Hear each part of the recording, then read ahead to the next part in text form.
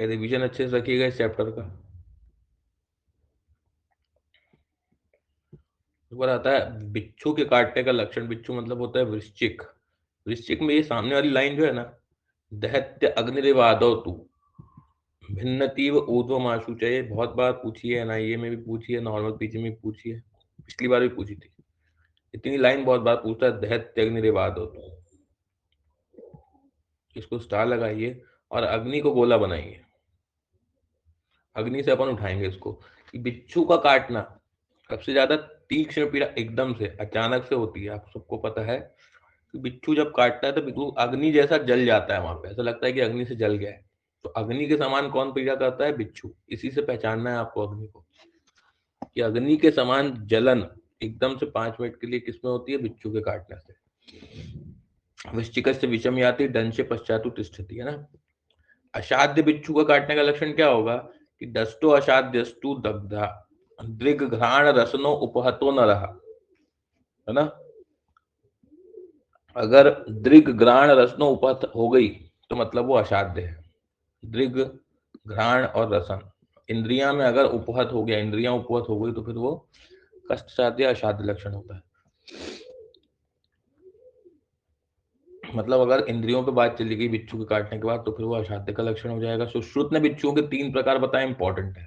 3 भेद माने बेसिकली। कौन कौन से? मंद विष वाला, मध्य विष वाला, मंद मध्य और तीक्ष्ण। तीनों की संख्या लिख लीजिए, मंद मध्य तीक्ष्ण की संख्या।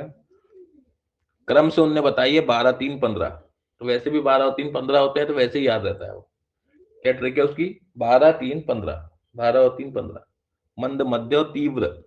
और उनकी उत्पत्ति के विषय में भी सुश्रुत ने कहा है कि गो शक्रदो अथा मंदा, मतलब मंद भी जो है वो गो शक्रत से उत्पन्न होता है। गो शक्रत से उत्पन्न होता है इसलिए मंद है। गाय का शक्रत है, गाय विषैला नहीं होता, है ना। मध्य कोष्ठे, कोष्ठे स्त्री कोद्भवा, मध्य उसकी कोष्ठ से उत्पन्न होता है, तो कोष्ठ वाला मध्य हो गया। और सर्प को उत्थो तीक्ष्ण, और सर्प से उत्पन्न होने वाला तीक्ष्ण होता है, सबको पता है। तीक्ष्ण इसलिए है वो क्योंकि वो सर्प से उत्पन्न होगा। गो शक्रत वाला मंद होगा और मध्य वाला कोष्ठित वाला होगा, ठीक है ना। कोष्ठ हमेशा मध्य में आता है, ऐसा याद रखना। कोष्ठ मध्य में आता है, इसलिए कोष्ठ वाला मध्य है, गो शक्रत मंद है, और सर्प कोष्ठ से उत्पन्न कौन सा है? तीक्ष्ण। ऐसे 3 प्रकार बिच्छू के हैं। कणब आता है, कणब मतलब भौरा। कणब का क्या होता है? विसर्प शवथु शूलम ज्वर छदी तथा पिचा लक्षणम कर्म वैसे दंश विशीर्यते। विसर्प शवथु भू शूल। अब कणब जो है वो कहाँ काटता है? आपने देखा होगा कणब या भौरा या कुछ काटता है तो एकदम से वहां पे सूजन और फफोले पड़ जाते हैं। तो विसर्प और शवथु से उठाना है।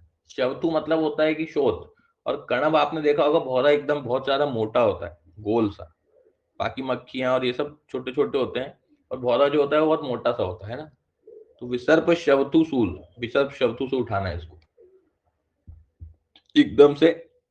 विसर्प और शवतु कहाँ आएगा? भौरे में। वाली लाइन जो होगी वो किसकी होगी? कणप की। कणप मोटा और शवतु भी मोटा,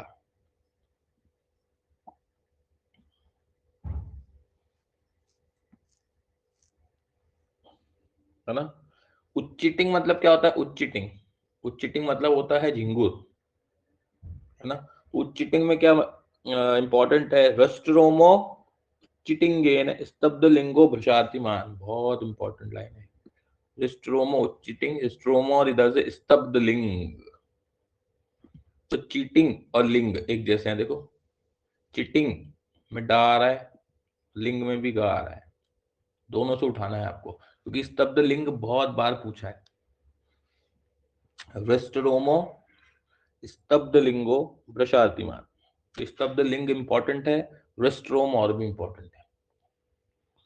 तो वेस्ट्रोमा मतलब रोम कूपों का खड़ा हो जाना। ये झिंगुर मनुष्य को काट ले तो उसे रोमांच होता है ना। तो चीटिंग करने में क्या होता है? चीटिंग गलत काम है, गलत काम करने में हमेशा रोंगटे खड़े हो जाते हैं, कोई पकड़ ना ले। तो रेस्ट्रोमा कब होता है? जब आदमी चीटिंग करता है, मतलब वो चीटिंग का लक्षण है। और लिंग से दोनों के, चीटिंग और लिंग को एक साथ लिख लेना, एक जैसा समझ में आएगा। बहुत इंपॉर्टेंट लक्षण है, भूलना नहीं। दूषी विष मेंढक के काटने का लक्षण आता है। फिर दूषी विष मेंढक में लक्षण क्या मिलेगा? एक दंष्टाद्यता शूना सरुक स्याद पीत का सतत छर्दी निंदा च मंडूक सविषय दष्ट लक्षण। एक दंष्टाद्यता शूना, एक दंष्टाद्यता शूना से उठाना है इसको, मतलब एक दंष्टा का निशान होता है, तो काटे हुए स्थान में एक ही दांत का उभड़ा हुआ निशान रहता है, और कटे हुए स्थान में शोथ और पीतक, पीले कलर का क्या होता है, मेंढक। दो चीज से उठा लेंगे अपन इस लाइन को, पीला मेंढक और एक दंष्टाद्यता शूना। एक मेंढक सिर्फ एक ही होता है, झुंड में कभी दिखते हैं, वो लिख लो कि मेंढक कभी भी एक ही दिखता है, झुंड में नहीं दिखते दो चार, है ना। तो एक मेंढक और कैसा, पीला, तो एक पीला मेंढक हो गया। ऐसे इसकी लाइन को अपन पहचान लेंगे। सभी मछलियों का उतना इंपॉर्टेंट नहीं है। उसके नीचे ग्रह गोदिका या छिपकली, ये इंपॉर्टेंट है। तो ग्रह गोदिका में क्या लिखा है देखो, दाह तोद श्वेद शोथकारी तू ग्रह गोदिका दंशे स्वेदम रुजम दाहम कुरियात षटपदी विषम। षटपदी अलग है। ग्रह गोदिका में देखिए क्या लिखा है, दाह तोद श्वेद शोथकारी तू ग्रह गोदिका। तो घर में अगर बंद रहोगे तो क्या होगा, स्वेद बहुत ज्यादा आएगा, है ना। पूरी लाइन इंपॉर्टेंट है, पूरी लाइन को मार्क करिए और स्वेद को गोला बनाइए। ग्रह के अंदर बंद रहने से क्या होता है, बहुत ज्यादा पसीना आता है, क्योंकि कहीं से कुछ हवा हवा नहीं आती। तो ग्रह गोदिका में ये हो गया। दंशे श्वेदम रुजम धाम तो कुछ इंपॉर्टेंट नहीं है, आप सामने की लाइन याद रखिए, धा तोद श्वेद शोधकारी, और श्वेद के कारण पे शोध भी रहेगा उसको। और घर में बैठ के आदमी मोटा हो जाता है, तो शोध और कहाँ है, ग्रह में भी है। ये दो चीज से आप इसको पहचानेंगे। उसके बाद आता है विषयुक्त मच्छर का। विषयुक्त मच्छर तो ठीक ही ठीक है ना। विषैली मक्खियों के काटने का लक्षण, हाँ ये थोड़ा देखना पड़ेगा। मछलियों में, मक्खियों में कुछ दिख रहा है क्या, तो मक्खियों में वो बोल रहा है सद्या प्राण सभ्य पास्त्राविणी श्यावा दाह मूर्छा जोरान्विता पीड़िका मक्षिका दंड से टांसम तू स्थगिका असुहत, है ना। स्थगिका, मक्षिकाओं में जब स्थगिका नामक मक्खी काटती है तो मनुष्य की मृत्यु हो जाती है ना। स्थगिका नामक मक्खी है एक, वो असाध्य रहती है। स्थगिका नामक का काटा हुआ मृत्यु कराता है। और नॉर्मली अगर मक्खी मक्खी ने काटा तो सद्या प्रस्त्राविणी, सद्या प्रस्त्राविणी, है ना। तो स्त्राव, कहीं भी स्त्राव दिखता है तो वहां क्या लगती है, मक्खी। अपन बोलते ना, यहाँ मत गिराओ नहीं तो मक्खी लग जाएगी, खाना यहाँ मत गिराओ नहीं तो मक्खी लग जाएगी। तो मक्खी कहाँ लगती है, जहाँ बहुत ज्यादा स्त्राव होता है। तो स्त्राविणी से अपन पहचान लेंगे कि ये स्त्राविणी वाली लाइन किसकी, मक्खी की। लाइन पूरी अंडरलाइन करें, और स्त्राविणी जो आपकी पंच कोटेशन है उसको आप गोला बना लो।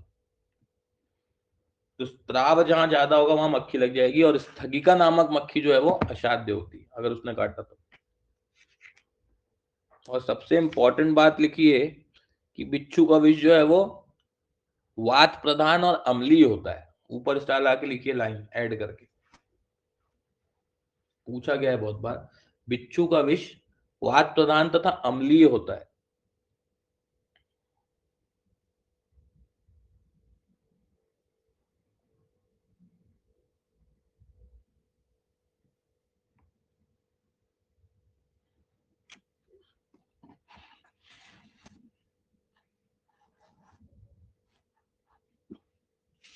उसके बाद आता है विष के स्थान और काल के अनुसार विषैले जंतु को काटने पर विष की असाध्यता। तो क्या बोल रहा है देखो, पक्ष संदिशु मध्यायने सद रात्र अष्टमीशु। पक्ष संदिशु मध्यायने, मध्यायन में, अर्धरात्रि में, अष्टमी पे, और पक्ष संदिशु, इस टाइम पे अगर काटता है तो ज्यादा दिक्कत देता है ना। यदि विषैले सांप आदि जंतु जिस भूमि पे यज्ञ का प्रारंभ किया जाए, देवताओं के स्थान पर जंतुओं को काटना साध्य रहता है। इसी प्रकार पक्ष संधि में, पक्ष संधि, मध्यायन, आधी रात और अष्टमी तिथि में विषैले जंतु का काटा हुआ जीव नहीं बचता, है ना। पक्ष संधि, मध्यायन, आधी रात, मध्यायन भी है और आधी रात भी है, तो दोनों बीच बीच के हैं। पक्ष संधि है और अष्टमी तिथि है। वैसे भी आप लोग देखते हैं अष्टमी पे सांप काटेगा तो ये वो मूवीज में, न सिद्ध्यंती नरादस्ता पाषाणदायत आयतनेषु च, कि पाखंडियों के आश्रम में विषैले जंतुओं के दंश को असाध्य समझना चाहिए। पाखंडियों के आश्रम में, पाखंडाय आयतनेषु च, ऐसा है ना। पाखंडियों के मंदिर में असाध्य रहता है। बाकी कुछ खास नहीं है, बस जनरल रीड कर लेना। उसके बाद आता है विश्व वृद्धि की अवस्थाएं, विष कब बढ़ेगा आपका, है ना। तो भीतम भीतम मत्ता बलोष्ण क्षुत्रिशाते वर्धते विषम।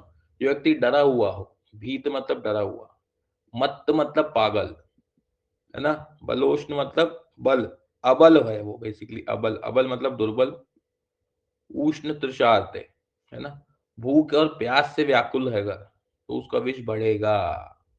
शाते वर्धते विषम, डैश विषम दे देगा। तो इन चीजों को पढ़ के आपको देखना पड़ेगा कि इनका विष वर्धित होगा या कम होगा। तो वर्धित होगा क्योंकि ऑलरेडी उसकी कंडीशन जो है वो ठीक नहीं है। जैसे भीत है, डरा हुआ है, मत्त है, क्षुत्रिशार्ते है, तो उसका वर्धते विष होगा। और उसमें क्या करोगे आप, ब्रहण चिकित्सा, देखिए ब्रहण लिखा है और आगे इसमें नहीं है आगे। उसके बाद आइए मंदविष सांप। मंदविष सांप में क्या होगा, मंदविष वाला सांप है, उसमें क्या होगा, वारी विप्रहता क्षीणा भीता नकुल नर्जता वृद्धा बाला त्वचो मुक्ता सर्पा मंद विषास्मता। जल से पीड़ित, है ना, डरे हुए, नेवले से पराजित, कुचले हुए, केचुल छोड़े हुए वृद्ध या बालक सर्प मंदविष वाले कहे जाते हैं। कौन होगा मंदविष वाला, जिसकी हालत खुद ही गंभीर होगी, उसका विष भी मंद होगा बेचारे का। तो वारी प्रहता मतलब पानी से कोई डरा हुआ सांप है, छीण छीण हुआ सांप है, पीता मतलब डरा हुआ है ना, नकुल निरार्जित मतलब कोई नेवले से हार के आया है अभी अभी, और खुद ही बेचारा बालक है या वृद्ध है, तो वो कैसे काटेगा, उसका विष भी अबल वाला होगा, है ना। पढ़ के समझ में आएगा। सर्प विष का स्थान क्या होता है, सर्प विष का स्थान भी देखिए कि सर्वदेहाश्रितम क्रोधाद विषम सर्पो विमुंचति तदेवाहार तोर्वा भयाद्वा न प्रमुंचति। सर्प के संपूर्ण शरीर में विष आश्रित होता है, स से संपूर्ण, स से सब सर्प। सबके अलग अलग अधिष्ठान है। मूषक का अधिष्ठान क्या बताया है, कोई बताएगा, मूषक विष में विष का स्थान,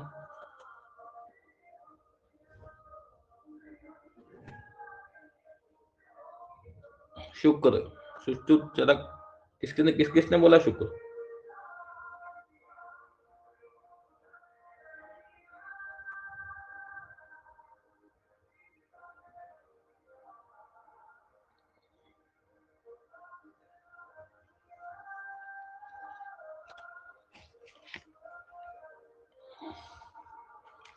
अरे शुक्र किसने बोला,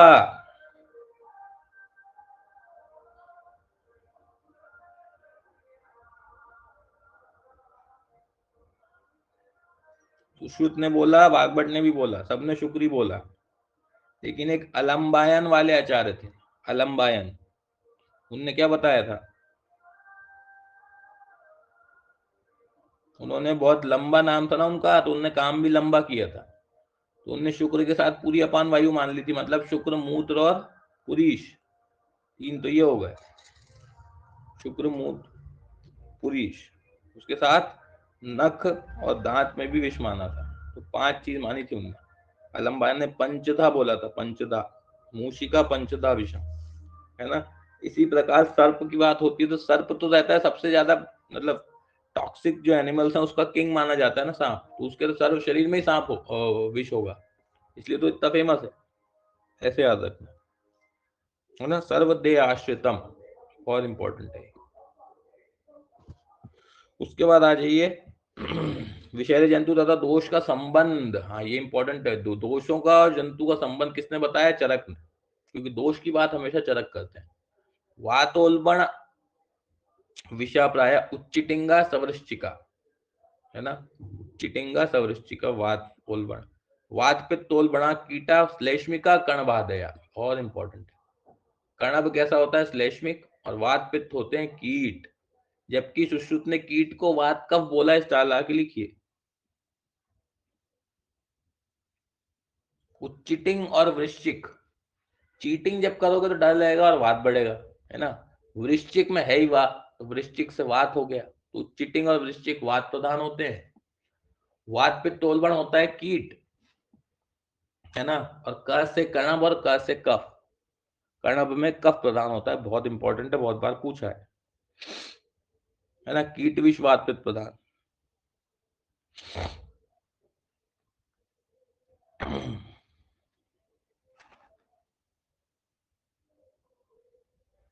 उसके बाद देखिए वातिक विष की चिकित्सा क्या है, इंपॉर्टेंट है। वात गुण वाले विष का लक्षण देखो नीचे है। वातिक विष की चिकित्सा खंडेन च व्रणापेल तैल अभ्यंगश्च वातिके श्वेदो नाड़ी पुलाकाद्य ब्रहणश्च विधिवर्जिता। ब्रहण चिकित्सा बेसिकली करना है उसमें, इतना याद रखें। तो वातिक है तो ऑब्वियसली ब्रहण होगा, और खंडेन व व्रणालेप तैल अभ्यंगश्च वातिके, पढ़ के समझ में आ रहा है किसकी ये वात की चिकित्सा हो रही है। इसलिए ऊपर खंड मतलब गुड़ की डली या भंतर को खड़ा भाग, उसे खंड कहते हैं, उसका लेप लगाओ, वातनाशक तैलों का अभ्यंग करो, स्वेदन करो, और अन्य जितनी ब्रहण चिकित्सा है वो करो। तो ये वातज हो गई। पैतृक में क्या करोगे, पैतृक में भी आपको पता है सुशीते स्तंभयेत शेकई प्रदेहश्चापि पैतृकम, शेक प्रदेह और सुशीत स्तंभन ये करना है पित्त में, है ना। वहां पे ऐसा कुछ नहीं था, ऊपर केवल स्वेद का नाम आया था। और लेखन छेदन स्वेदन वमन श्लेष्मिकम जयेत, और लेखन छेदन काय में करेंगे, लेखन स्वेदन वमन ये सब श्लेष में ही करेंगे। तो वही चिकित्सा लिखी है, जनरल चीजें लिखी हैं जो आपको ऑलरेडी पता है। उसके बाद आता है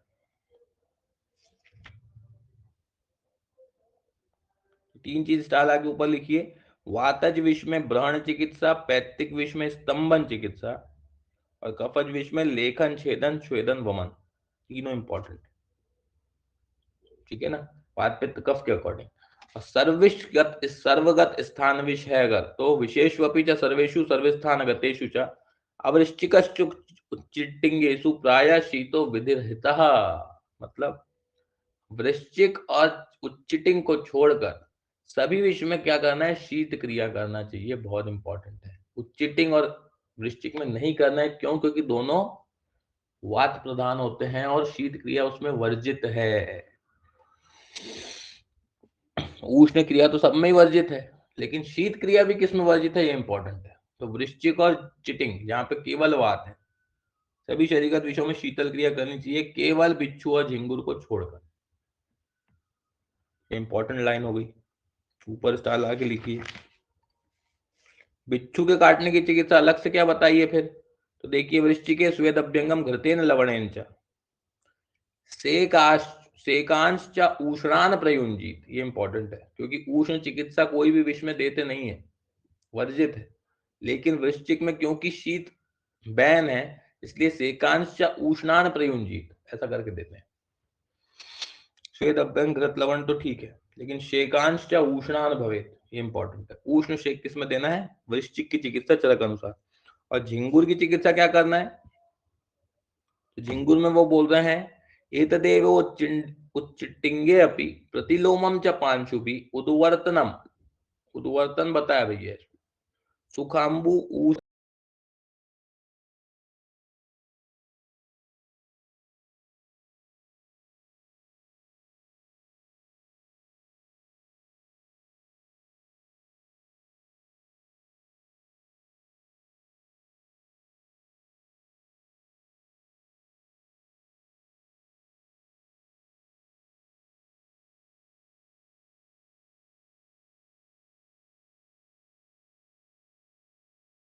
है ना, वो कहाँ से धूल में, बाहर धूल वूल में उत्पन्न होते हैं, वहीं से घर में आ जाते हैं।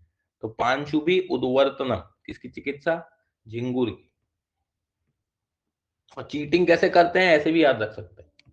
चीटिंग, बॉक्सिंग में चीटिंग कैसे करते हैं, उसकी आंख में धूल डाल देते हैं या आंख में कुछ डाल देते हैं, तो उसकी आंख में दिखता ही नहीं है, तो वो चीटिंग हुई ना। तो चीटिंग कैसे करेंगे, आंख में धूल डाल के। तो पांशुभि उद्वर्तनम किसकी चिकित्सा, चीटिंग, इंपॉर्टेंट।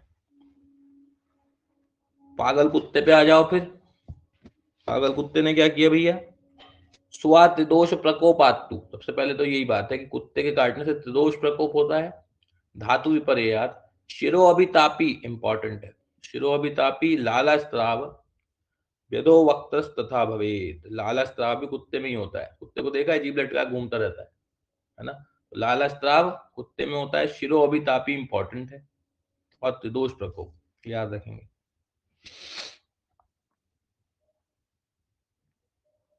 तीनों दोषों का कोप। वाग्भट ने बड़ा अच्छा बोला, देखो पागल कुत्तों में कुछ अन्य लक्षणों का होना भी बताया है और कुत्ते को पागल होने की संप्राप्ति का भी निर्देश किया है। तथा शुना श्लेष मोल बणा दोषा संज्ञाम संज्ञा वहाश्रिता मुष्णता कुरुवते क्षोभम धातुनाम अति दारुणम लालावान बधिरा सर्वदा सो अभिधावती स्त्रस्त पुच्छ हनु स्कंदा शिरो दुखी नतानना। नतानना मतलब नीचे मुख किया हुआ, मुख जो है उसका नीचे रहेगा। और श्लेष मोल बना दोषा, शूना श्लेष मोल बना दोषा बोला है, जबकि चरक ने दोष बोला है। और संज्ञा वायु शोतस क्यों बोला है? क्योंकि उसके कुत्ते के काटने से अगर रेबीज वेबीज होता है ना, तो उसमें हाइड्रोफोबिया मिलता है। और हाइड्रोफोबिया क्या है? पानी से डर। तो पानी से डर कोई सिम्टम तो है नहीं, या कोई बॉडी का लक्षण तो है नहीं, या आपका एक साइकोलॉजिकल इंटरप्रिटेशन होता है। तो इसलिए उसको संज्ञावाह्य उन्होंने साइकोलॉजिकल बोला है। तो संज्ञावाही आश्रित इसलिए बोला है कुत्ते को, कुत्ते के विष को, क्योंकि हाइड्रोफोबिया उसमें एक मानसिक रूप से डेवलप हो जाता है। इसलिए संज्ञावाही से आप पहचानेंगे, संज्ञावाही आश्रिता।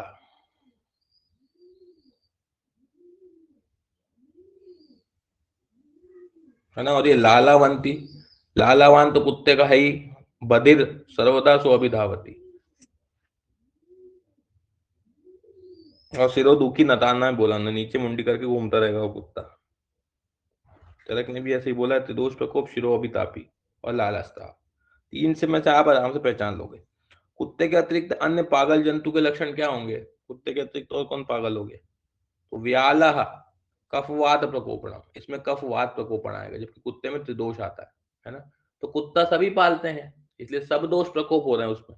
व्याल व्याल कोई बहुत कम लोग पालते हैं, बहुत खराब होती है, इसलिए उसमें वात और कफ है। बहुत खराब मतलब होता है वात और कफ, है ना। वात कफ याद रखेंगे, बाकी तो ठीक ही ठीक है। स्वान त्रिदोष प्रकोपवत व्याल कफवात प्रधानता। और वाग्भट के अनुसार जो अलर्क विष होता है, मतलब कुत्ते का विष होता है, वो कफोलवणम होता है। लिखिए ये भी स्टाल आगे, कफोलवण। उसके बाद आती है शोधन चिकित्सा, बताइए आगे देखिए।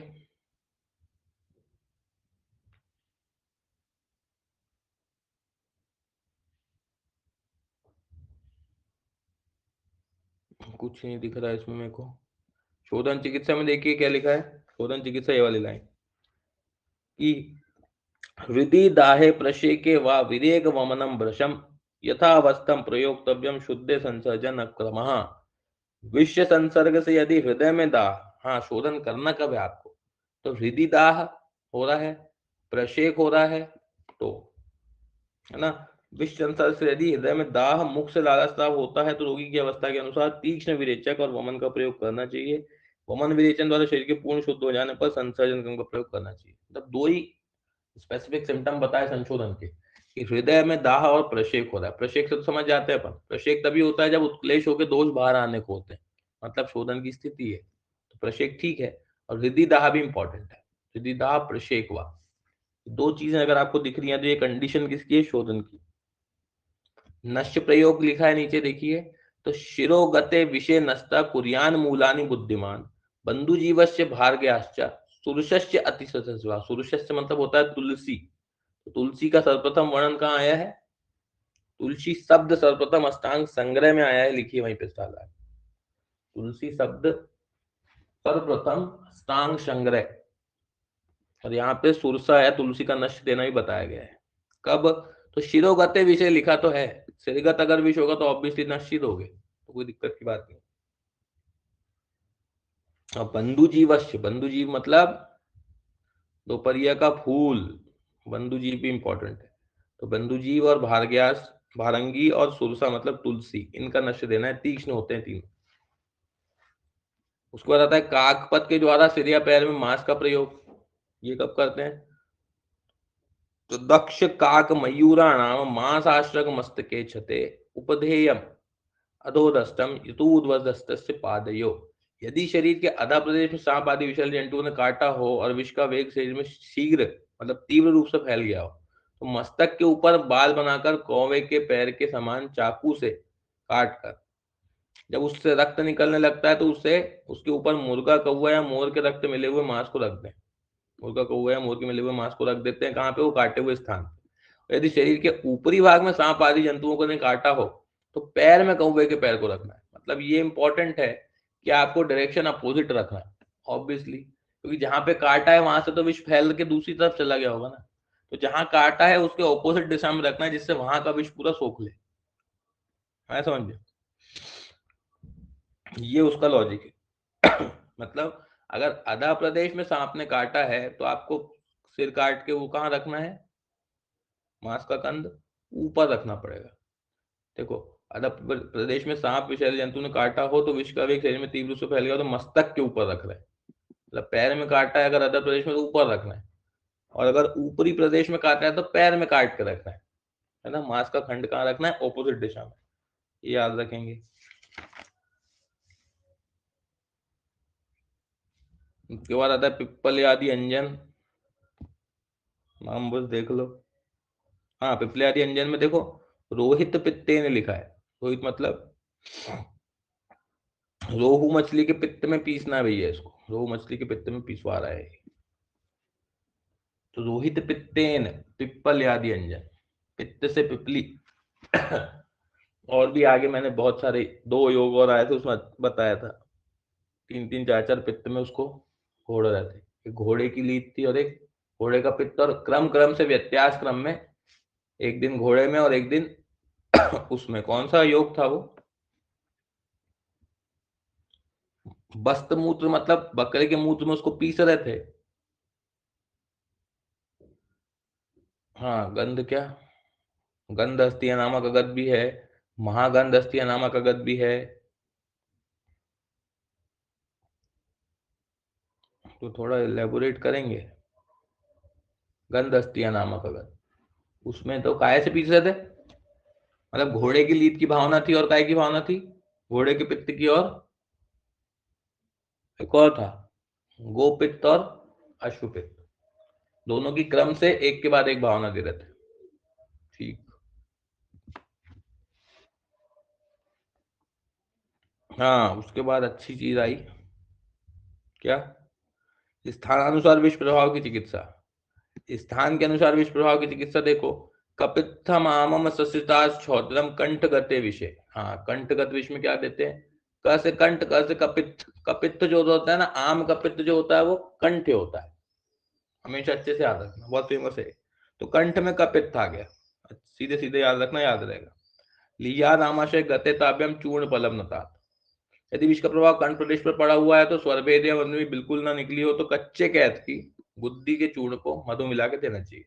यदि आमाशयगत विष में प्रविष्ट हो गया हो तो तगर के एक पल चूर्ण को मधु और चीनी में देना चाहिए। तगर, है ना। तो याद कैसे रखना है इसको? सीधे सीधे ऐसे ही याद रखना है कि कंठ में है, अपन ने याद भी ऐसे ही किया था, कंठ में आम का पित्त हो गया और अगर आमाशय में गया तो तगर दे दो। ऐसा याद रखना है इसको। याद ही ऐसे होता है कंठ में है तो आम का पित्त, ठीक है, सबको याद भी है। तो कंठ में आम का पित्त और अगर आमाशय में गया तो तगर देना है। तगर के एक पल चूर्ण को मधु चीनी मिला के देना चाहिए, है ना। तो अगर आमाशय तो तगर, और पक्वाशय गत विष हुआ तो क्या करोगे? विषय पक्वाशय गते पिपलीम रजनी द्वयम। Very important. रजनी मतलब हल्दी, दोनों हल्दी बोला है, दारू हल्दी और हल्दी। मंजिष्ठाम च समम पिष्टवा गोपित्तेन नरा पिबेत। और सबको पीसना कायम है, गोपित्त में पीसना है। देना किसको है? आदमी को, है ना। तो दोनों हल्दी, रजनी द्वयम, पिपली, मंजीट के समान भाग कपड़ा सन चूर्ण को गौपित्त के पीस कर पिलाना चाहिए। तो गौ का पित्त वाला कहाँ आएगा? प से पिपली, प से पक्वाशय। और पित्त कहाँ होता है? पित्त भी नीचे ही होता है ना, पेंक्रियाज में। तो वहां भी पक्वाशय का विष की चिकित्सा है। क्योंकि आमाशय की तो आपको याद है ना, आमाशय, अगर आमाशय में आया तो तगर दे देना, बस बात खत्म। कंठ में आम का पित्त हो गया, आमाशय में अगर, अगर आमाशय है तो तगर, और पक्वाशय विष में आएगा तो प से पक्वाश, बस पिपली रजनी द्वयम वाली लाइन हो जाएगी। पिपली रजनी द्वयम मंजिष्ठा संपिष्टवा गोपित्ते नरा पिबेत। इंपॉर्टेंट। उसके बाद देखो रसगत विष की चिकित्सा। तो रसगत में देखो रक्तम मासम च गोधाया शुष्कम चूर्णीकृतम हितम विषय रसगते पानम कपित्त रस संयुतम। आम कपित्त नहीं है, केवल कपित्त। कपित्त छोड़ो, है ना। रक्त रसम च गोधा, यदि विष जो है वो रस धातु में प्रविष्ट हो गया है तो गोह के सूखे रक्त, गोह के सूखे रक्त और सूखे मांस का चूर्ण बनाकर कैंच की गुड्डी के रस के साथ उसको देना चाहिए। डायरेक्ट यहाँ पे जानवर में ही दे रहे हैं, गोधाया का रक्त ही ले लिया उन्होंने। गोधाया के रक्त लो या उसका मांस लो, उसको सुखा लो, उसको चूर्ण करके दे दो काय में, रसगत, है ना। तो गोधा का रस, ऐसा याद रखना, गोधा का रस, गोधा का रस मतलब रसगत विकार में गोधा की चिकित्सा कर रहे हैं, गोधा के मांस और रक्त को सुखा के दे रहे हैं, गोधा का रस।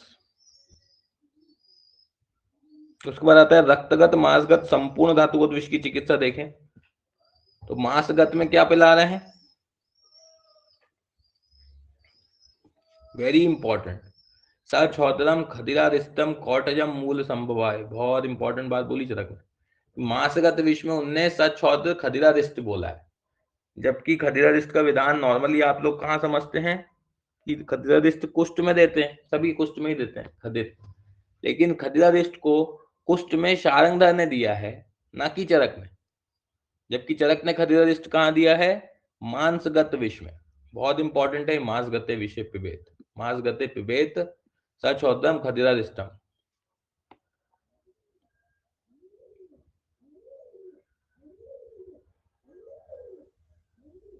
और ये सर्वेशु वाली लाइन भी देखिए, सर्वेशु चा बले द्वे तो मधुकम मधुकम नतम, मधुक और मधुक सब, सर्वेशु मतलब यदि संपूर्ण धातु में विष व्याप्त हो गया हो तो बरियार का मूल, ककई का मूल, महुआ, मुलेठी और तगर, इनके समान भाग चूर्ण को जल में पीस कर देना, पिलाना चाहिए।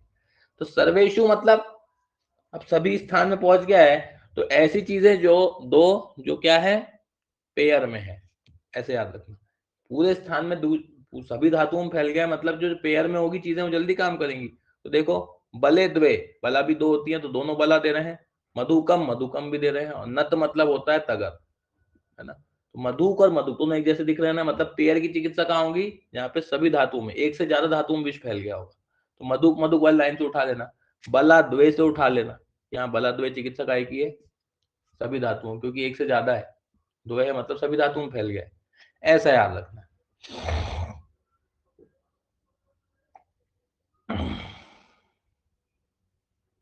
और मांसगत विष में खदिरारिष्ट का विधान है मधु के साथ, बहुत इंपॉर्टेंट है। मधु मतलब कुटच के मूल को जल में पीसकर पिलाना चाहिए। और बले द्वे मधुकम मधुकम नतम, तो सर्वगत विष का हो गया, बस दो ही चीज याद रखनी है यहाँ से।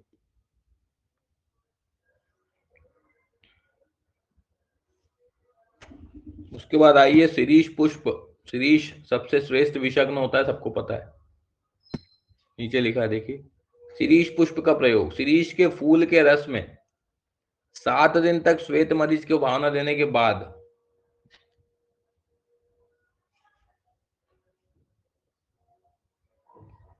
सांप से काटे हुए व्यक्ति के लिए नश्यपान अंजन के रूप में प्रयोग करना चाहिए। शिरीष पुष्प का प्रयोग किन किन फॉर्म में होता है, तो नश्यपान अंजनय, बस इतना याद रखना कि शिरीष का प्रयोग कितने तरीके से बताया है, और उसमें भावना का एक दिन ही मरीज की, तो नश्यपान अंजनय। उसके बाद कुछ तक्षक सर्प विषनाशक योग लिखे हैं, कुछ खास है क्या, दो पल तगर कूट, इन दोनों, दो पल तगर और कूट, इन दोनों के चूर्ण को 4 पल घृत और मधु में मिलाकर पिलाने से तक्षक सर्प के विष का भी लाभ होता है। तक्षक जो होता है वो सबसे तीक्ष्ण विष होता है सांप का, तो उसमें भी लाभ देता है ये, क्या, द्विपलम नत कुष्ठाभ्याम, नत कुष्ठ मतलब तगर और कुष्ठ, दोनों को 2-2 पल लेना है, नत कुष्ठाभ्याम। तो नत से याद रखना, नत कि तक्षक के आगे सभी नत हो जाते हैं, क्योंकि उससे ज्यादा तीक्ष्ण और विषैला विष कोई है ही नहीं, तो तक्षक के आगे सभी नत, नत कुष्ठाभ्याम, इसकी चिकित्सा तक्षक दस्ताना, तक्षक दस्तानम पानमेतम सुप्रदम। दर्वीकर शब्दस्त में चिकित्सा कुछ खास है क्या, तो सिंधुवारस्य मूलम चा, बहुत इंपॉर्टेंट, सिंधुवारस्य मूलम चा श्वेता चा गिरिकर्णिका पानम दर्वी करत दस्ते नश्यम समधु पालक पाकलम, पाकलम। तो सिंधुवार मतलब क्या होता है, सेंधुवार किसको बोलते हैं, निर्गुंडी के बीज को, सिंधुवार का मूल, श्वेत अपराजिता का मूल, दोनों को संभाग में लें, जल पीसकर मधु और कूट का चूर्ण मिलाकर पीने के लिए, नशे के लिए देना चाहिए। अथवा सिंधुवार अपराजिता को मूल को पीस कर पिलाना चाहिए, कूट और मधु का नशा देना चाहिए, है ना। तो आप सिंधुवार वाला बस याद रखना। सिंधुवार कहाँ पे आया है? स्पेसिफिकली दर्विकर सर्पदस्त में आया है, सिंधुवार दर्विकर। तक्षक में तो सभी नत हो जाते हैं उसके सामने, क्योंकि तक्षक सबसे श्रेष्ठ है। सिंधुवार कहाँ गया? दर्विकर। उसके बाद आता है मंडली सर्प के काटने की चिकित्सा में क्या करोगे? कहाँ गया मंडली?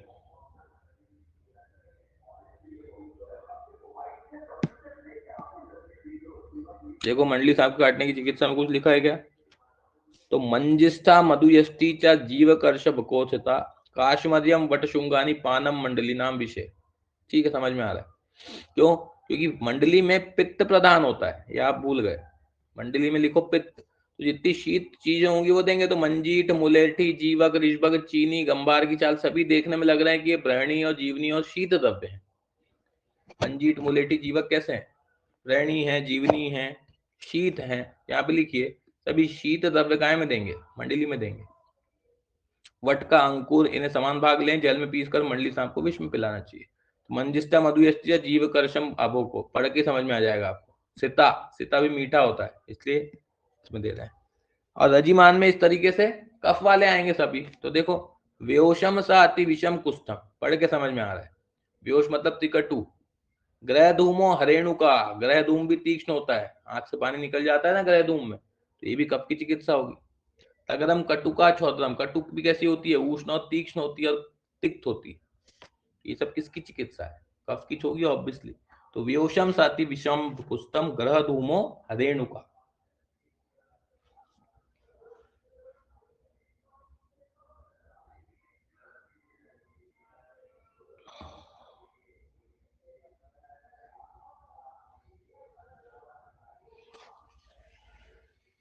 ठीक है ना। हरेणु का बेसिकली निरुंडी के बीच को बोलते हैं, सिंधुवार नहीं बोलते, है ना। सिंधुवार किसी और चीज को बोलते हैं,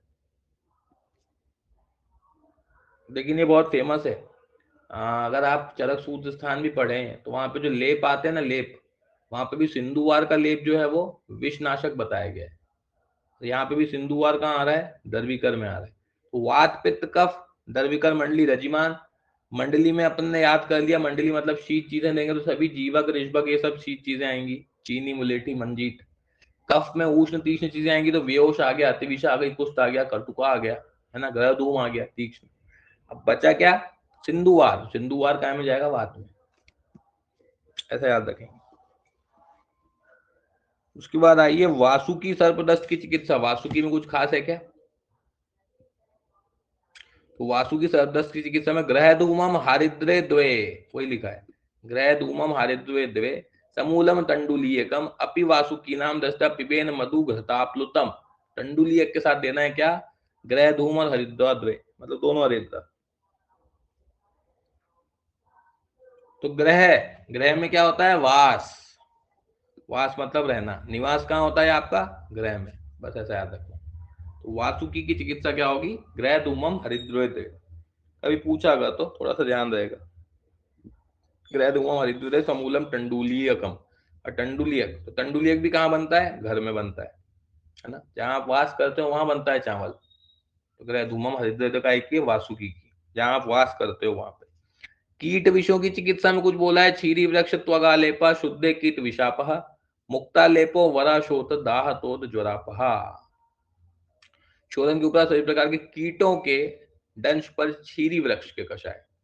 छीरी वृक्ष मतलब what people, Pakur, Gular, Parsik people की त्वचा का लेप करना चाहिए। छीरी वृक्ष त्वगालेपा, है ना। कीट विषयों में छीरी वृक्ष का त्वचाय शुद्ध कीट विषापा ऐसा बोला गया है, पर ऐसे ही ध्यान रखें। चीरी वृक्ष वाला हो गया कीट में।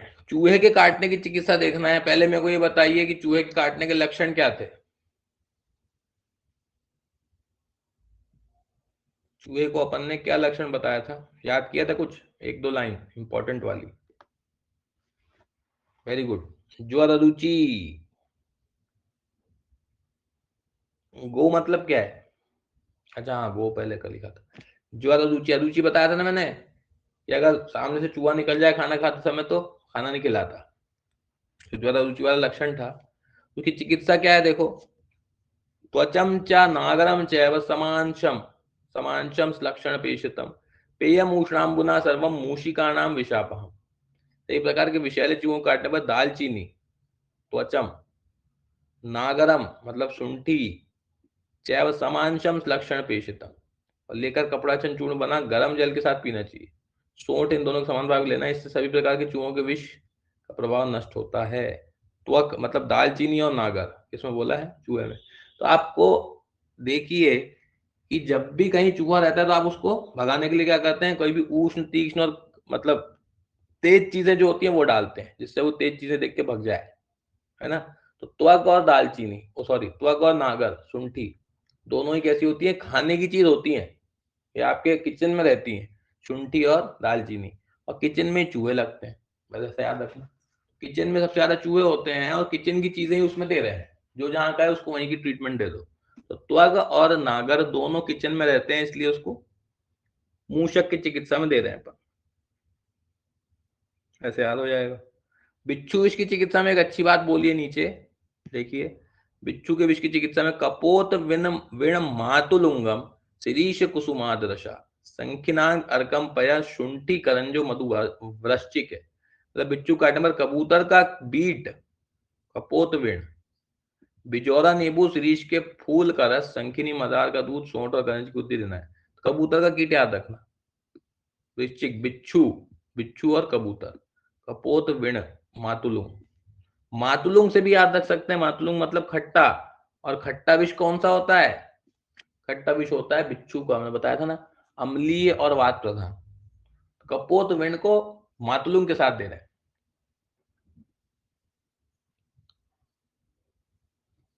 तो कबूतर को किसने काटता, कबूतर को सबसे ज्यादा कौन काटता है, बिच्छू, ऐसे याद रख। कबूतर को सबसे ज्यादा खतरा किससे होता है, बिच्छू, क्योंकि पेड़ में वो रहते हैं और पेड़ के पास बिच्छू रहते हैं, बस ऐसे याद हो जाएगा। कपोत विण मूत्र किसकी चिकित्सा, विण मातुलुंग, मातुलुंग भी है साथ में, उससे पहचान लेंगे, बिच्छू की चिकित्सा। उसके बाद आता है मेंढक विष। मेंढक विष में क्या है, शिरीषस्य फलम पिष्टम स्नूहि क्षीरेण दार्दुरे मूलानि श्वेत बंडिनाम व्योषम सर्पिश्च भस्यजे, है ना। शिरीष के बीज के सेहुड़ के दूध में पीस कर देना है। मछली विष की चिकित्सा में कुछ खास नहीं है, श्वेत बंडी का मूल, सौंठ, पिपली, मरीच, वो सब छोड़ो। मेंढक में याद रखो, शिरीष के बीज को सेहुड़ के दूध में पीस के, शिरीषस्य फलम पिष्टम काय में, स्नूहि क्षीर में पिष्ट करके देना है। मेंढक, मेंढक का अपन लक्षण क्या पढ़ा था, एक पीला मेंढक, मतलब एक दंष्ट्रादितः, और पीत का करके लक्षण आ रहा था, है ना। तो एक मेंढक था इसलिए एक ही ड्रग दे रहा है, तो अकेला सीरीज दे रहे हैं, देखो सीरीज फल को दे दिया उनने स्नोई चीज के साथ पीस के, बस अकेली सीरीज सब काम कर लेगी। बाकी सब जगह अपन ने योग पढ़ा है, लेकिन यहाँ पे सिर्फ ऐसा याद रखना कि मेंढक एक ही था, इसलिए सीरीज को भी अकेले दे रहे हैं, तो सीरीज आ गया। जोक आदि के विष की चिकित्सा, जोक मतलब वो जलौका तुम्हारी, तो कीट दष्ट क्रिया सर्वा समाना शिव जलौकसम वात पित्त हरि चापी क्रिया प्राय प्रशस्यते, इंपॉर्टेंट है। बेसिकली वात पित्त हर चिकित्सा करनी है जलौका में। वृश्चिके या स्टिटिंगस्य कर्णभस्य उन्दुर अगदहा, मतलब बिच्छू विष की जो चिकित्सा होती है वही चिकित्सा उच्चिटिंग विष में भी की जाती है, जो चिकित्सा चूहे के विष की जाती है वही चिकित्सा कर्णभ भौरे विष में की जाती है, इंपॉर्टेंट है। मतलब वृश्चिक और उच्चिटिंग तो आपको पता है कि दोनों की चिकित्सा समान है, क्यों, क्योंकि दोनों वात प्रधान होते हैं, लेकिन कर्णभ की चिकित्सा किसके समान होती है, चूहे के विष के समान, ये इंपॉर्टेंट है। देखो लिखा है नीचे, जो चिकित्सा चूहों के विष में की जाती है वही चिकित्सा कर्णभ भौरे के विष में भी करना चाहिए।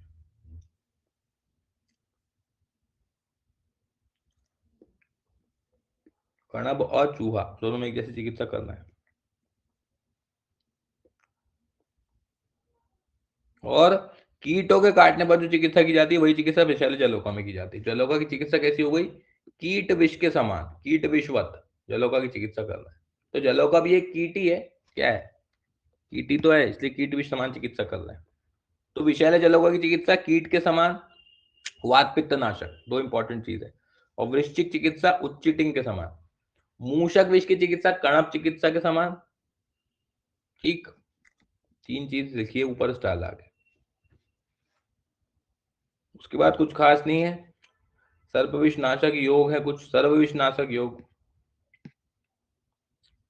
ये लिखा है देखो। काकांड काकांडरस संयुक्तो विषाणाम टंडुलिय का प्रधानो बहिर्पित्तेन तद्वाद आशय पीलु कहा।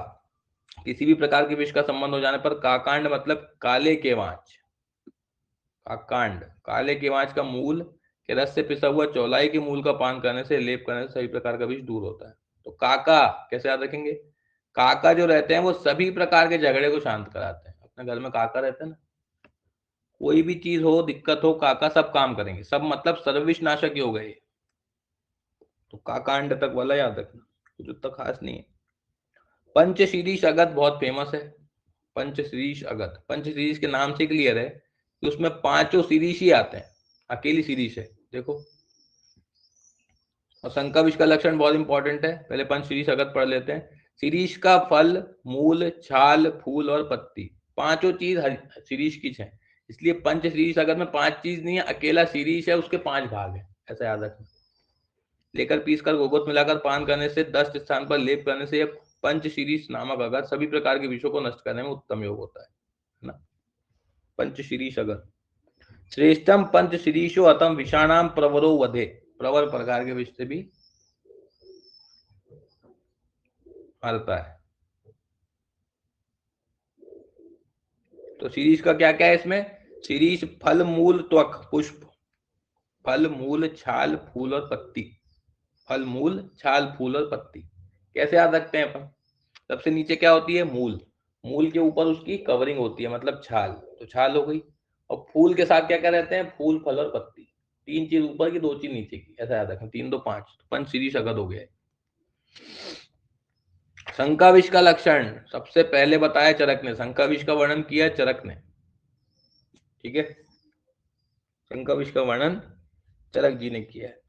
तो क्या लिखा है? दुरंधकारे विरुद्धस्य केनचिद विष शंकया विषयोद्वेगाज ज्वरच्छर्दी मूर्छादाहो अपि भवेत ग्लानिर्मोह अतिसारश्च ये शंका विषम मतम।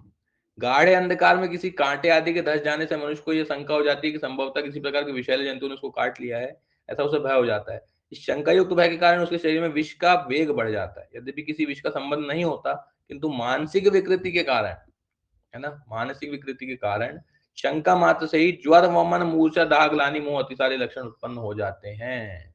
क्या क्या? ज्वर, सर्दी, मूर्छा, दाह, ये सब लक्षण उसको मिलेंगे शंका विष में, है ना। तो अपने शक से ही साइकोलॉजिकल सी होगी। शंका विष की चिकित्सा क्या करोगे? तो चिकित्सितम इदम तस्य कुर्याद आश्वासनम। ऑब्वियसली अब कुछ चीज हुई नहीं है तो वहां पे ट्रीटमेंट तो दोगे नहीं, तो उसको समझाना पड़ेगा ना कि भैया कांटा था, नहीं था सांप, नहीं मरेगा तू। तो आश्वासन चिकित्सा दे रहे हैं देखो, आश्वासन बुधा, इंपॉर्टेंट। और देखिए आखिरी में लिखा है सात सांत्वना हर्षणम, सांत्वना देंगे उसको, समझाएंगे। हर्षण मतलब उसको खुश करेंगे। अब कुछ हुआ ही नहीं है तो ट्रीटमेंट क्या दें? उसको समझाओ। तो आश्वासन, सांत्वना और हर्षण, तीन चिकित्सक आई की शंका विष की, इंपॉर्टेंट है। और शंका विष का सर्वप्रथम वर्णन भी चरक का है।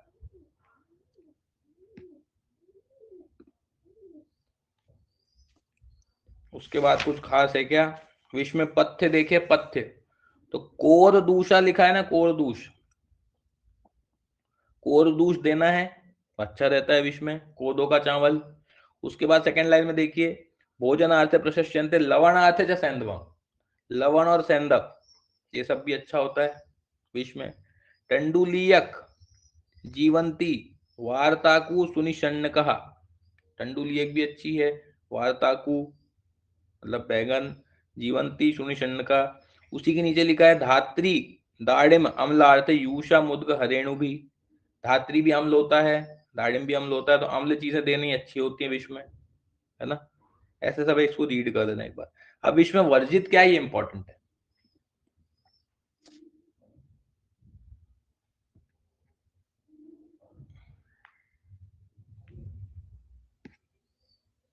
विष में वर्ज देखिए कि विरुद्धाद्यशन क्रोध, क्षुद्ध व्यायाम मैथुनम वर्जयेत विषम उक्तोपि दिवा स्वप्नम विशेषता, विशेषकर दिवा स्वप्न नहीं करना है। मैंने बताया था आपको, चारी स्थान पढ़ा रहा था कि दिवा स्वप्न कहाँ कहाँ करना है। तो दिवा स्वप्न करने का विधान किसको था? वैसे तो वहां पे जीर्ण अतिसार वगैरह था, लेकिन रात्रि जागरण का विधान था विशारद के लिए, क्योंकि उसको सोने नहीं देना, जो सोने से भी जल्दी फैल जाता है। तो ये सब है, अध्यशन, क्रोध करना, भूखा रहना, भय, श्रमजनक कार्य, मैथुन, और इन सब में दिन में सोना ये वर्जित है, सबको पता है वर्जित ही है।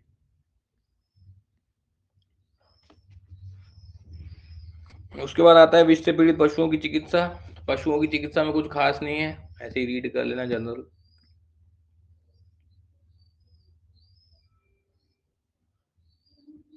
पशुओं की चिकित्सा में ऐसे रीड, देवदारू, हल्दी, ये सब दिया है, और ठीक है। स्त्रियों द्वारा गर्विश देना, हाँ ये एक अच्छा टॉपिक है। स्त्रियों द्वारा गर्विश देना, देखिए, सौभाग्यार्थम स्त्रिया स्वेद रजो नानांग जान मलान शत्रु प्रयुक्ताश्च गरान प्रयच्छन यन्नम मिश्रितान। मतलब दुष्ट स्वभाव वाली स्त्रियां, सौभाग्यार्थम स्त्रियम, दुष्ट प्रभाव वाली स्त्रियां जो रहती हैं, पति को वश में रखने के लिए अपना पसीना, रज और शरीर के अन्य अंगों के मलों को अन्न में मिलाकर दे देती हैं। इसी प्रकार ये शत्रुओं के वशीभूत होकर उनसे दिए गए कर कृत्रिम विष अन्न में मिलाकर खिला देती हैं, है ना। शत्रु प्रयुक्त पश्चात, तो स्त्रियों द्वारा गर्विश देना, रीड बस कर लेना।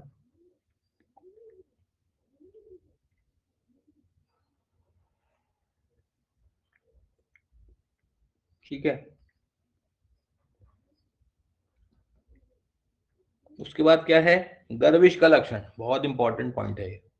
मेरे को बताइए, दूषी विष का लक्षण याद है किसी को? चरक में पढ़ा था, कौन बताएगा? दूषी विष का लक्षण था, एक लाइन का, 2 वर्ड का।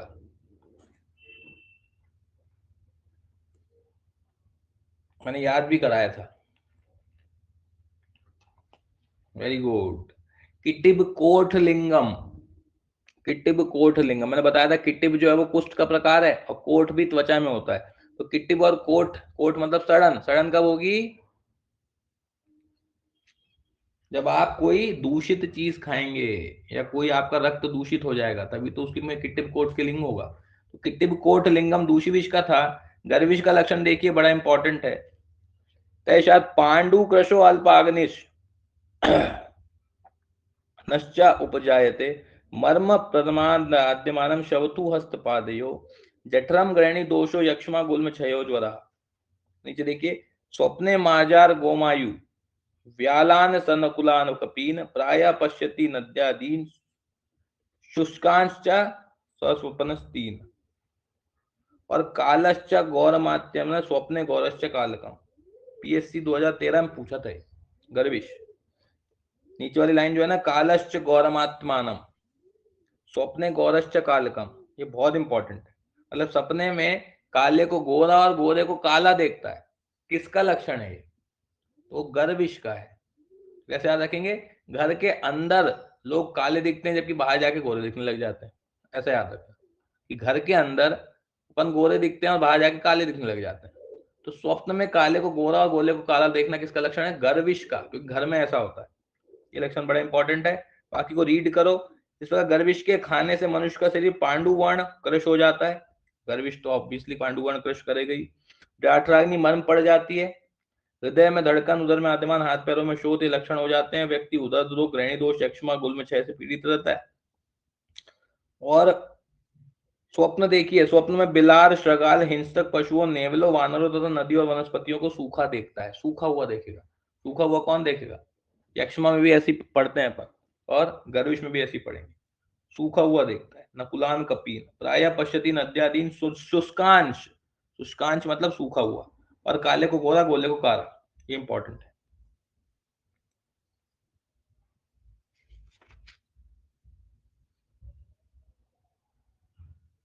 अब कुछ इसके बारे में लिखिए, बड़ी अच्छी चीजें बताई है। काय में गर्विश की श्रेष्ठ चिकित्सा बताइए, पुत्र जीवक।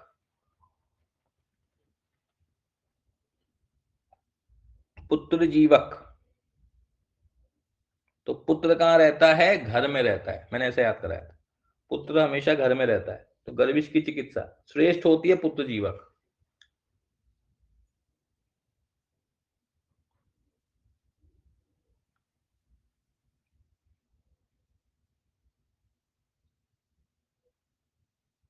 और एक और लिखिए, अंकोल मूल प्लस धतूर क्षीर सिद्ध।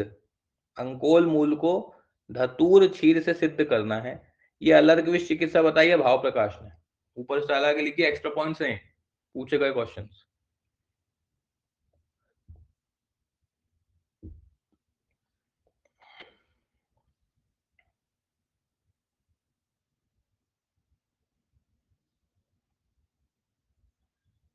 और सौभाग्य लिखा है ना स्त्री के लिए, सौभाग्य कौन सी ड्रग का पर्याय होता है पता है किसी को? सौभाग्य किसको बोलते हैं?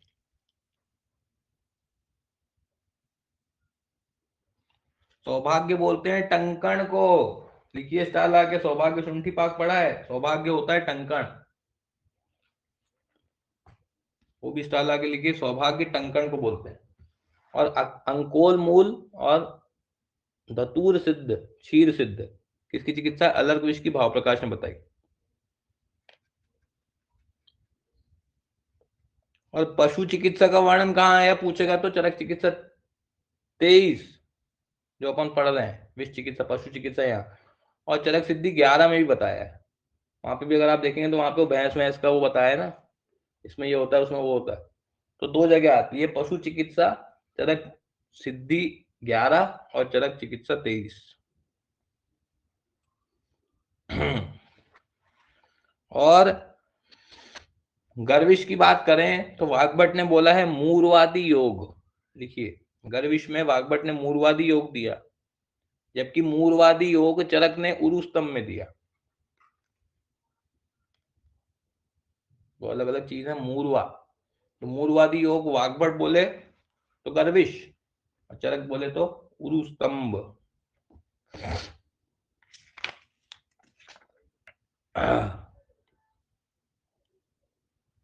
और सबसे इंपॉर्टेंट चीज लिखिए, कालांतर अविपाकी किसको बोला है?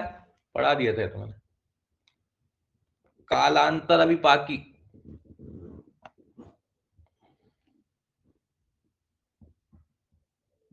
गर्विश, क्योंकि अंतर से याद किया था। अंतर मतलब अंदर, और घर के अंदर रहना चाहिए, इसलिए कालांतर अविपाकी गर्विश को बोला है।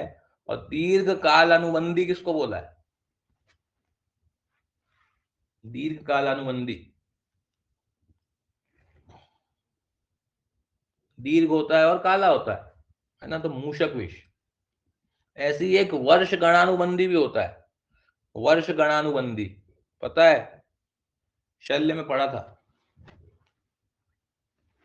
वर्ष गणानुबंधी, शल्य बोल रहा हूं फिर भी दूषी विष बोल रहे हो। हाँ, दूषी विष भी होता है और अपची भी होता है। अपची इंपॉर्टेंट है। वर्ष गणानुबंधी, अपची।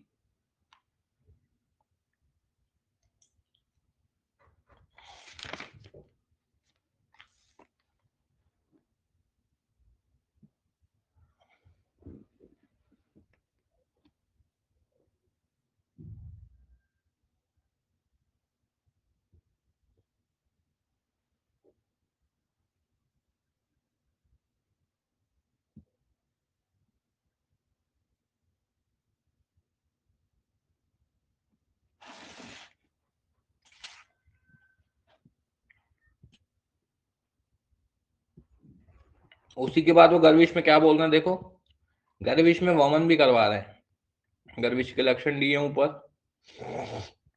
ये कालश्च गौरमात्मना स्वप्ने गौरश्च काल का, गोरख को काला, काले को गोरा देखता है, बहुत इंपॉर्टेंट है।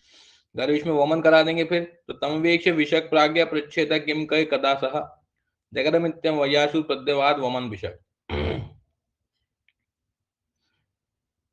इस वस्तु का सेवन किया, क्या किया, उसे पूछना चाहिए। और प्रकार जब भोजन आदि का परिज्ञान करने पर यह निश्चित हो जाए कि उसने गर्विश का सेवन किया है, तब निश्चय होने पर शीघ्र ही उसे वमन कराए। वमन देना है भैया। वमन योग बहुत फेमस है। वमन का जो योग है वो बड़ा फेमस है गर्विश का, पारिक में भी आता है। सूक्ष्मम ताम रजस तस्मय सचोदम यदि शोधनम, वेरी इंपॉर्टेंट। ताम्ररज चूर्ण को मधु के साथ देना है हृदय विशोधन के लिए, ठीक है ना। शुद्धे हृदय तथा शाणम हेम चूर्ण से दापित, और हृदय शुद्ध होने के बाद शाण भर की मात्रा में हेम चूर्ण मतलब स्वर्ण की भस्म का चूर्ण देना है। वेरी फेमस, बहुत इंपॉर्टेंट और फेमस चिकित्सा है गर्विश की। पहले क्या दिया देखो, गर्विश में पीड़ित व्यक्ति को वमन कराने के लिए सूक्ष्म ताम्ररज मधु मिला के देना है, मतलब ताम्ररज चूर्ण से वमन कराना है। इससे मन होकर हृदय शुद्ध हो जाएगा। हृदय के शुद्ध हो जाने पर शाण मात्रा पर स्वर्ण भस्म देना है मधु के साथ। दोनों को स्टार ला के ऊपर लिखिए। वमन ताम्ररज चूर्ण से दे रहे हैं, हृदय शुद्धि हो गई। हृदय शुद्धि के बाद अपन ने क्या दिया, एक शाण की मात्रा में स्वर्ण उसको मधु से चटा दिया। इस प्रकार सुवर्ण चूर्ण का प्रयोग करने से भी सभी प्रकार के विष तथा गर्विश नाश हो जाते हैं। जिस प्रकार कमल की पत्ती पर जल नहीं ठहर पाता, उसी प्रकार सुवर्ण चूर्ण का सेवन करने वाले व्यक्तियों के शरीर में विष का प्रभाव नहीं हो पाता। अब ये आपको उपमा के रूप में पूछा जाएगा। न सज्जते हेम पांगे विषम पद्म लगते अंबुवत। याद रखना लाइन कि हेम पांगे हिम विषम पद्म दले। पद्म दले मतलब कमल का जो दल होता है, जो उसकी सरफेस होती है, वहां पे अंबु नहीं रह पाता। पद्म दले अंबु, इससे पहचान लेना। ये गर्विश में स्वर्ण सेवन के लिए उपमा आई है। पूछ सकता है लाइन किसके लिए आई है। वैसे ही हेम पांगे विषम मतलब हेम स्वर्ण दिया हुआ शरीर पे भी गर्विश नहीं टिक पाता। उपमा इंपॉर्टेंट है। अमृत घृत आया है नीचे देखिए, अमृत घृत ये पूछा गया था। अमृत घृत आया है।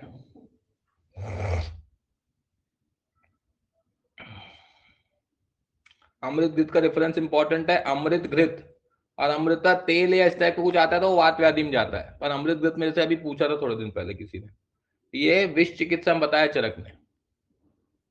रेफरेंस बस याद रखिए। देखिए लिखा है उसमें, अपस्मार क्षयोन्माद भूत ग्रह ग्रह दोदरम। ये इसकी रेफरेंस फलश्रुति भी इंपॉर्टेंट है।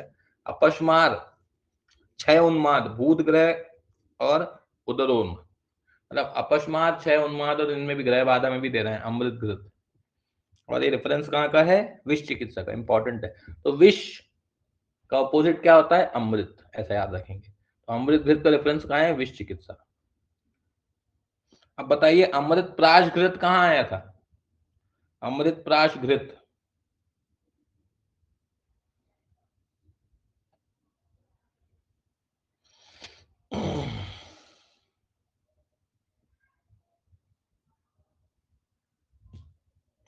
हे भगवान, अमृत प्राश घृत नहीं पता।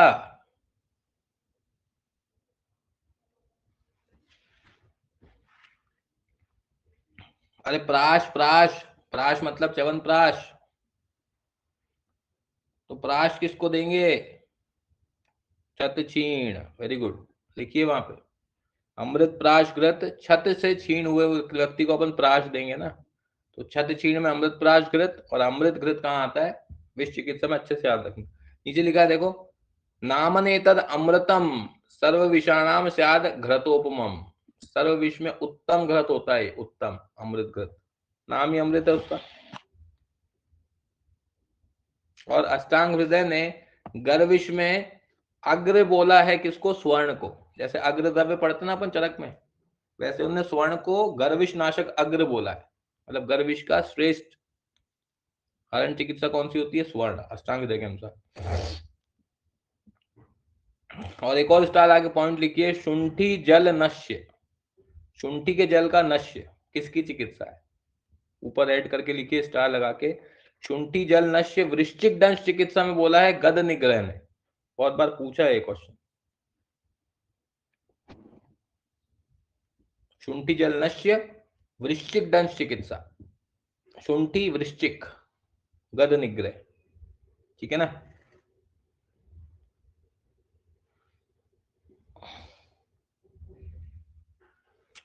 देखो कितनी अच्छी लाइन लिखी है अमृत घृत के लिए, कि विष गले में रस्सी बांध कर लटक कर मरने वाले व्यक्तियों को पुनः जीवन देता है, अर्थात विष या फांसी से रोगी मूर्छित ज्ञान शून्य मरे हुए के समान जब हो जाता है, तो इस घृत के सेवन से वह जीवन धारण करता है। यह अमृत नामक घृत सभी प्रकार के विषयों में उत्तम लाभ करता है ना। तो अमृत घृत भूलिएगा नहीं। छत्रजन्य शब्द का प्रयोग क्यों आया है, छत्रजन्य शब्द की हिंदी पढ़िए, सांप के काटने पर शीघ्र ही पुरुष को चाहिए कि दौड़कर उसी सांप को या मिट्टी के ढेले को दांत से काट ले। अब क्या दौड़ के पीछे सांप के पीछे थोड़ी भागोगे यार, तो मिट्टी के ढेले को काट लेना, ठीक है। और काटे हुए स्थान के 4 अंगुल ऊपर रस्सी आदि से अरिष्टा बंधन कर ले। 4 अंगुल बहुत इंपॉर्टेंट है, 4 अंगुल बांध देना चाहिए। काटे हुए स्थान को चाकू से चीरकर आग से जला देना चाहिए। और काटे हुए स्थान को, तुरंत की चिकित्सा है सद्या वाली, लेट हो गया तो दिक्कत हो जाएगी। तो तुरंत में क्या क्या करना है, सबसे पहले तो सांप के पीछे दौड़ लो, मिल गया तो ठीक, नहीं मिला तो मिट्टी के ढेले को काट लो। उसके बाद 4 अंगुल ऊपर रस्सी बांध लो, अरिष्टा बंधन, और काटे हुए स्थान को चाकू से चीर के आग से जला लो। 3 चीज करना है आपको भैया, जैसे ही काटे याद रखना है ना। सर्पदंश निवारणार्थ मणि प्रयोग, देखो, वज्रम मरकटा सारा पिचुको विषमूषिका, मतलब सर्प काटने ना पाए या सर्प विष या अन्य विष का प्रभाव शरीर पे ना पड़े, तो इसके लिए वज्र श्रेष्ठ मरकट मणि पन्ना, मणि विशेष पिचुक, विषमूषिका, करकटेन, वैदूर्य, गजमौक्तिक, कर्मणि, इन श्रेष्ठ औषधियों को धारण करना चाहिए। और सारिका हंस सुग्गे आदि पक्षियों का क्रॉस जिन का पालन करना चाहिए। ये प्रिवेंटिव एस्पेक्ट हो गया। तो प्रिवेंटिव एस्पेक्ट में उन्होंने क्या बोला, मणि धारण का विधान बताया चरक में, मणि वैदूर्य।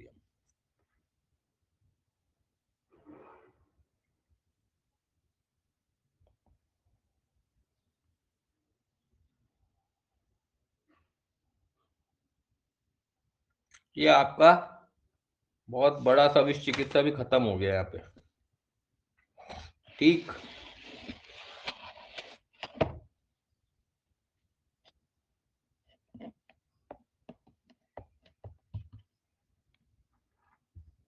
तो अपन स्टार्ट करेंगे कल से मदात्य।